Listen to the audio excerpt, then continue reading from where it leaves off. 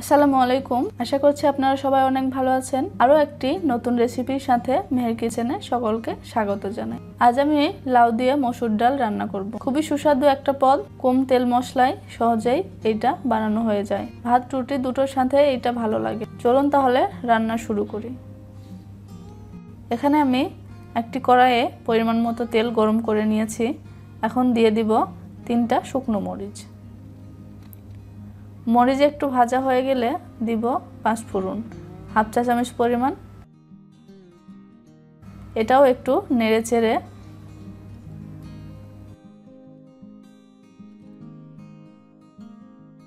এর সাথে আরো অ্যাড করব আস্ত জিরা, হাফ চা চামচের একটু কম।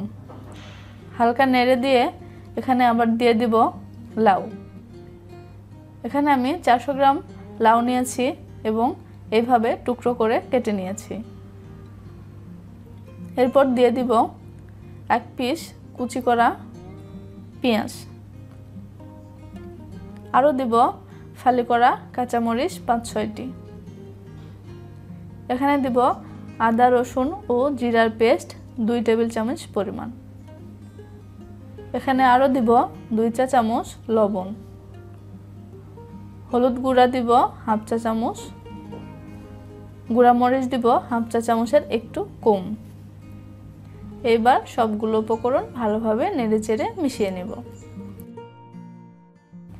সবগুলো মিশানো হয়ে গেলে 2 মিনিট রান্না করে দিয়ে দিব 1.5 কাপ পানি এবং ঢাকনা দিয়ে ঢেকে দিব বলক আসা পর্যন্ত। দেখুন বলক চলে আসছে। এখন আগে থেকে ধুয়ে রাখা মসুর ডাল 1 কাপ পরিমাণ দিয়ে দিব এভাবে উপর দিয়ে এবং ঢেকে দিব 10 মিনিটের জন্য।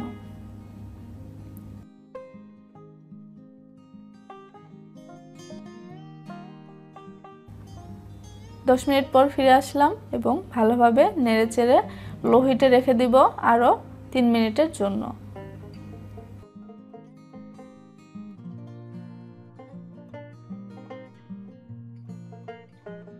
3 মিনিট পর আবারও ফিরে আসলাম।